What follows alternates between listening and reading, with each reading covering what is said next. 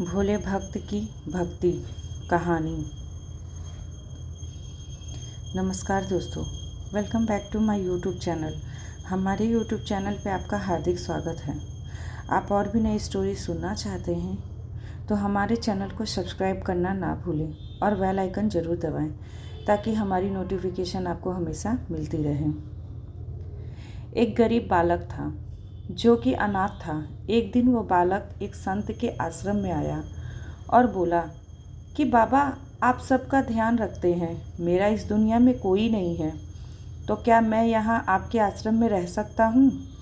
बालक की बात सुनकर संत बोला, बेटा तेरा नाम क्या है? उस बालक ने कहा, मेरा कोई नाम नहीं है। तब संत ने उस बालक का नाम रामदास रखा और बोले कि अब तुम यही आश्रम में रहना। रामदास वही रहने लगा और आश्रम के सारे काम भी करने लगा। उन संत की आयु 80 वर्ष की हो चुकी थी। एक दिन वो अपने शिष्यों से बोले कि वे मुझे तीर्थ यात्रा पर जाना है। तुम में से कोई कौन कौन मेरे साथ चलेगा और कौन कौन आश्रम में रुकेगा? संत की बात सुनकर सारे शिष्य बोले कि हम आपके साथ चलेंगे, क्योंकि उनको पता था कि यहाँ आश्रम में रुकेंगे तो सारा काम करना पड़ेगा। इसलिए सभी बोले कि हम तो आपके साथ ही तीर्थ यात्रा पर चलेंगे।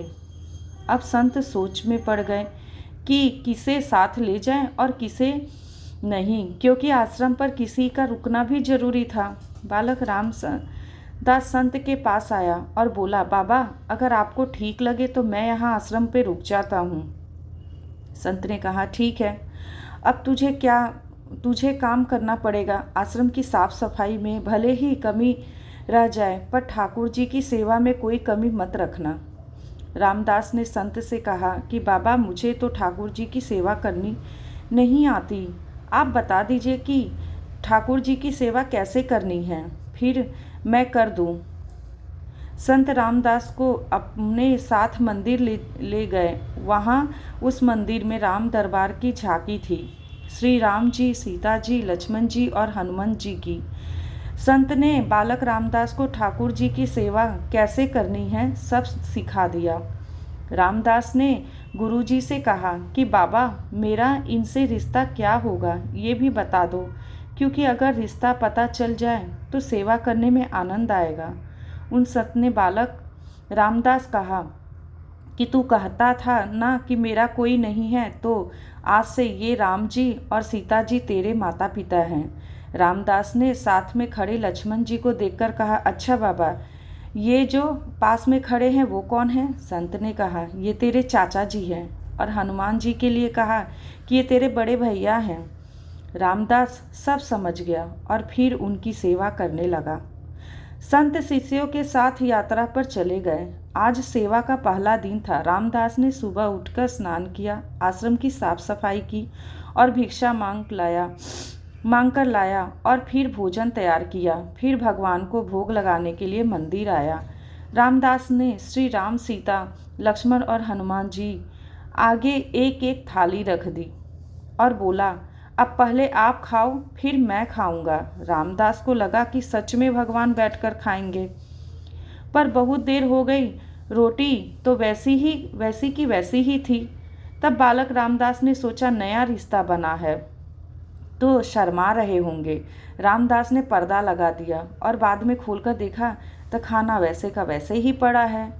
अब तो रामदास रोने लगा कि मुझसे सेवा में कोई गलती हो गई, इसलिए खाना नहीं खा रहे हैं, और ये नहीं खाएंगे तो मैं भी नहीं खाऊंगा और मैं भूखा मर जाऊंगा। इसीलिए मैं तो अब पहाड़ से कूदकर ही मर जाऊंगा। रामदास मरने के लिए निकल जाता है। तब भगवान राम जी हनुमान जी कहते हैं, हनुमान जाओ उस बालक को लेकर आओ और बालक से कहो कि हम खाना खाने के लिए तैयार हैं। हनुमान जी जाते हैं और रामदास कूदने ही वाला होता है कि हनुमान जी पीछे से पकड़ लेते हैं और बोलते हैं, क्या कर रहे हो?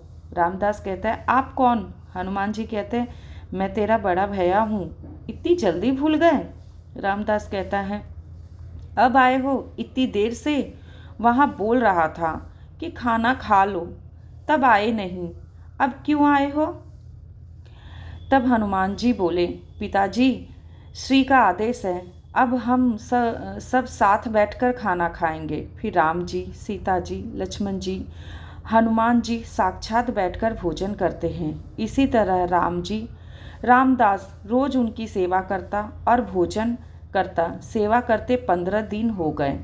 एक दिन रामदास ने सोचा, घर में 5 लोग हैं, सारा काम मैं ही अकेला करता हूँ। बाकी लोग तो दिन भर घर में आराम करते हैं। मेरे माँ बाप, चाचा, भाई तो कोई काम नहीं करते, सारे दिन खाते रहते हैं। मैं ऐसा नहीं चलने दूंगा। रामदास मंदिर जाता है और कहता है, पिताजी, कुछ बात करनी है आपसे। राम जी कहते हैं, बोल बेटा, क्या बात है? रामदास कहता है कि घर में मैं सबसे छोटा हूँ और मैं ही सब काम करता हूँ। अब से मैं अकेले काम नहीं करूँगा, आप सबको भी काम करना पड़ेगा। आप तो बस सारा दिन खाते रहते हो और मैं काम करता रहता हूँ। अब ऐसा नहीं होगा। राम जी कहते हैं, तो फिर बताओ बेटा, हमें क्या काम करना है? रामदास ने कहा, माता जी, सीता जी, अब से रसोई आपके हवाले, और चाचा जी, लक्ष्मण जी, आप घर की साफ सफाई करिएगा। भैया जी, शरीर मजबूत है, जाकर जंगल से लकड़ियाँ लाएंगे। पिताजी, आप बाजार से राशन लाइए और घर पर बैठकर पत्तल बनाओगे। सबने कहा, ठीक है, मैंने बहुत दिन अकेले सब काम किया, अब मैं आराम करूँगा। अब सभी साथ मिलकर काम करते हुए एक परिवार की तरह सब साथ रहने लगे। एक दिन वो संत तीर्थ यात्रा से लौटे तो देखा आश्रम तो शीशे की तरह चमक रहा है। वो बहुत प्रसन्न हुए। मंदिर में गए और देखा मंदिर में प्रतिमाएं गायब हैं। संत ने सोचा, कहीं रामदास प्रतिमा बेच तो नहीं दी। संत ने रामदास को बुलाया और पूछा, भगवान कहाँ गए? रामदास भी अकड़ कर बोला कि मुझे क्या पता, हनुमान भैया जंगल लकड़ी लाने गए होंगे, लखन चाचा झाड़ू पोछा कर रहे होंगे, पिताजी राम पत्तल बना रहे होंगे, माताजी रसोई में काम कर रही होगी। संत बोले, ये क्या बोल रहा है? रामदास ने कहा, बाबा, मैं सच बोल रहा हूँ।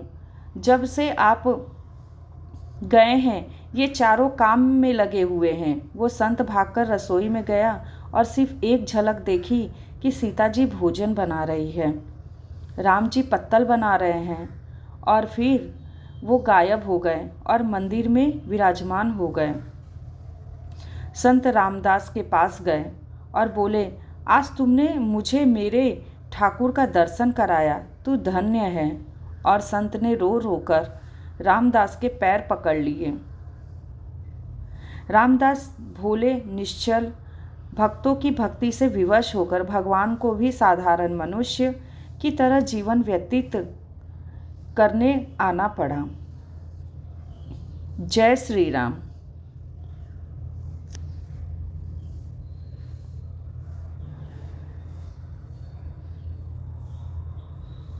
दोस्तों, आपको हमारी ये छोटी सी कहानी भगवान की भक्ति कैसी लगी, हमें कमेंट में ज़रूर बताइएगा और हमारे चैनल को लाइक, शेयर और कमेंट करना ना भूलें।